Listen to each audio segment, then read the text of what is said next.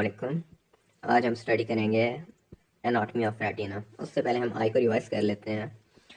हमें मालूम है कि आई को 3 लेयर्स में डिवाइड किया गया है। सबसे outermost fibrous coat, middle vascular और इनर मोस्ट न्यूरल। जो आउटर मोस्ट है फाइब्रस कोट, उसके 2 पार्ट्स हैं, स्क्लेरा और कॉर्निया। स्क्लेरा नॉन ट्रांसपेरेंट है जबकि कॉर्निया ट्रांसपेरेंट है। वेस्कुलर जो मिडल लेयर है उसको 3 पार्ट्स में डिवाइड किया गया है, कोराइड, सीलरी बॉडी और आइरस को। और सबसे इनर मोस्ट जो लेयर है वो रेटिना है। रेटिना हमारी वो लेयर है जो कि लाइट रेस को, जो इलेक्ट्रोमैग्नेटिक रेडिएशंस हैं, उनको न्यूरोनल सिग्नल में कन्वर्ट करके हमारे ब्रेन के स्पेसिफिक एरिया तक मैसेज जाता है और हमें वीएन की परसेप्शन आती है। अब जो रेटिना है वो डेवलपमेंटली न्यूरो एक्टोडर्म से डेवलप होता है। न्यूरो एक्टोडर्म में ऑप्टिक वेसिकल बनती है और फिर ऑप्टिक कप बनते हैं, उसकी 2 लेयर्स बनती हैं इन्वेजिनेशन के बाद। डेवलपमेंट की बात करें तो रेटिना न्यूरो एक्टोडर्म से ओरिजिनेट करता है। प्राइमरी ऑप्टिक वेसिकल की इन्वेजिनेशंस की वजह से 2 लेयर्स बनती हैं। Outer layers retinal pigment epithelium बनाती है जबकि इनर लेयर सेंसरी रेटिना बनाती है। उसके बाद करते हैं हम ग्रॉस एनाटॉमी की बात। तो ये एक्सटेंड करता है, जो इसकी एक्सटेंस की बात करते हैं।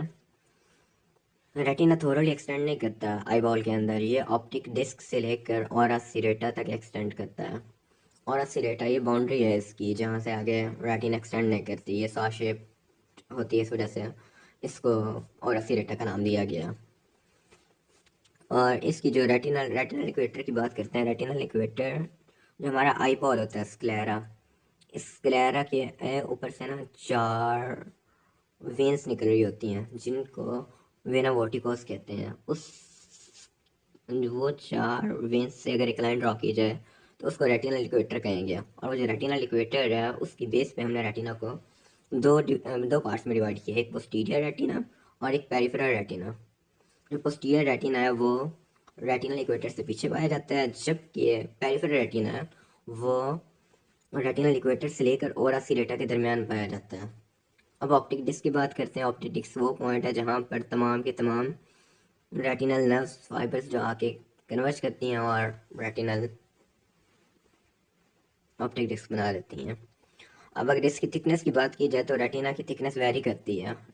रेटिना जो थिकनेस होता है वो ऑप्टिक डिस्क के आसपास ही होता है और इसकी थिकनेस और सीरेटा तक आते आते कम हो जाती है और 0.1 mm तक पहुंच जाती है, जबकि ऑप्टिक डिस्क के आसपास इसकी 0.56 mm थी।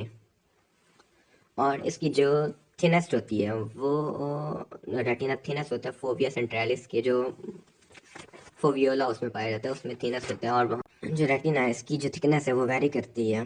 0.56 mm है इसकी ऑप्टिक डिस्क के आसपास, और जैसे जैसे हम जाते हैं और सीडेटा के पास इसकी थिकनेस कम होती जाती है, 0.1 mm तक पहुंच जाती है।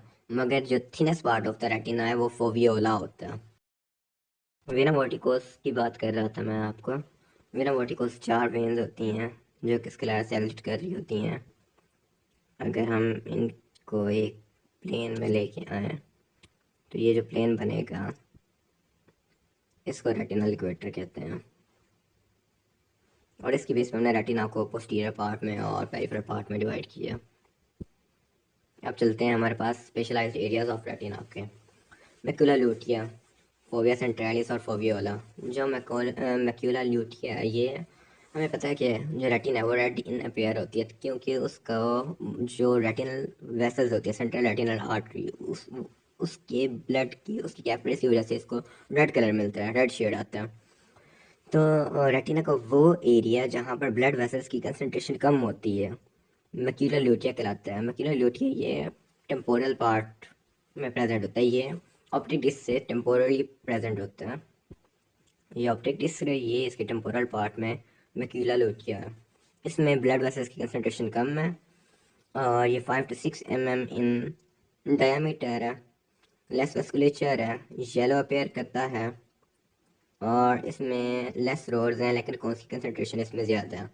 और इसका जो सेंट्रल पॉइंट होता है उसको फोविया सेंट्रलिस कहते हैं, वो 1.5 mm का होता है। इसमें हाई कंसनट्रेशन ऑफ कॉन्स होती हैं और थोड़ी बहुत कैपिलरीज भी होती हैं। मैक्यूलर ल्यूटिया में भी ब्लड वेसल्स होती हैं लेकिन कंसनट्रेशन कम होती है और जो फोवियोला है वो फोविया सेंट्रैलिस का सेंट्रल पार्ट है, जो कि एक स्लाइट पिट डिप्रेशन है। इसमें सिर्फ कॉन्स पाए जाते हैं, इसमें कोई ब्लड वेसल नहीं होती। ये देखें, जैसे इस पिक्चर में नज़र आ रहा, ये बुक से ली गई है, जो दो बुक से। ये हमारे पास फोविया है। फोविया के अंदर ये फोविया सारा, फोविया के अंदर ये रेटिनल कैप्रीज थोड़ी बहुत पाई जा रही हैं, जबकि ए वेस्कुलर जोन है, यहाँ पर ब्लड वेसल्स ये ख़त्म हो गई हैं। तो इसका जो सेंट्रल पार्ट है जहाँ पे बिल्कुल ब्लड वेसल्स हैं ही नहीं, उसको फोवियोला का नाम दिया गया। अब हम बात करते हैं रेटिना की लेयर्स की। हमारे पास रेटिना की 10 लेयर्स होती हैं, जो इसको हम डिवाइड करते हैं बेसिकली, अब दो में डिवाइड कर लेते हैं, एक सेंसरी रेटिना में और एक रेटिना पिगमेंट एपिथेलियम। हम जैसे बात करते हैं एक सर्कल की, अगर मैं आपको एग्जांपल दूं, देखिए अब जो सर्कल के मार्जिन्स के करीब करीब होगा उसको हम आउटर कहते हैं, ऐसे ही है ना। और जो सेंटर के करीब करीब होगा उसको हम इनर कहते हैं। इसी तरह हम जब इसकी लेयर्स को नाम देते हैं तो इसकी बेसिस पे देखते हैं, जो हमारे पास आई बॉल के सेंटर के करीब करीब होती हैं वो इनर, उनके नाम के साथ इनर इनर लगता है। और जो कि कोराइड की तरफ होती हैं वो आउटर। अब सबसे जो करीब है कोराइड, ये सबसे कोराइड पड़ा हुआ है, कोराइड के बाद पेगमेंट एपिथेलियम, उसके बाद फोटोरिसेप्टर्स की कौन सा layer of cone and rods, उसके बाद external limiting membrane, outer nuclear layer, outer plexiform layer, फिर inner nuclear layer, inner plexiform layer, ganglion cell layer, retinal nerve fiber layer.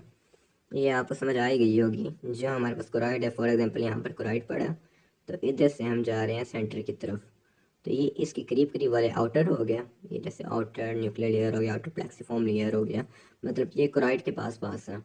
जैसे ही हम सेंटर की तरफ जाते जा रहे हैं वो डीप होते जा रहे हैं, उनको inner plexiform layer, inner nuclear layer का नाम दे दिया हमने। अब बात करते हैं ब्लड सप्लाई। ब्लड सप्लाई की बात करते हैं अब हम। रेटिना को दो एरिया से ब्लड सप्लाई आती है, एक सेंट्रल रेटिनल आर्टरी से, एक शॉर्ट पोस्टीरियर आर्टरी से। सेंट्रल रेटिनल आर्टरी से और शॉर्ट पोस्टीरियर आर्टरी से। जो सेंट्रल रेटिनल आर्टरी है वो inner two third of sensory retina को सप्लाई करती है। ये टू कैपिलरी प्लेक्सिस बनाती है, एक सुपरफिशियल कैपिलरी प्लेक्सिस और एक डीप कैपिलरी प्लेक्सिस। जो सुपरफिशियल कैपिलरी प्लेक्सिस होती है वो नर्व फाइबर लेयर में और गैंग्लियोनिक सेल लेयर के अंदर मौजूद होता है, और जो डीप कैपिलरी प्लेक्सिस होता है वो इनर न्यूक्लियर लेयर के अंदर और इनर प्लेक्सिफॉर्म लेयर के अंदर मौजूद होता है, जो आउटर पार्ट ऑफ रेटिना को सप्लाई करते हैं। यानी बाद आते हैं short posterior artery, outer one third. Short posterior artery बनाती हैं, कोराइड प्लेक्सिस के अंदर जाती हैं, पोस्टीरियर कैपिलरी आर्टरी है कोराइड प्लेक्सिस के अंदर, और ये इनर वन, जो आउटर वन थर्ड है, इसको सप्लाई करती हैं। जो इनर टू थर्ड है उसको सप्लाई कर रही है सेंट्रल रेटिनल आर्टरी प्लेक्सिस बना के। अब बात करते हैं ब्लड रेटिनल बैरियर्स की।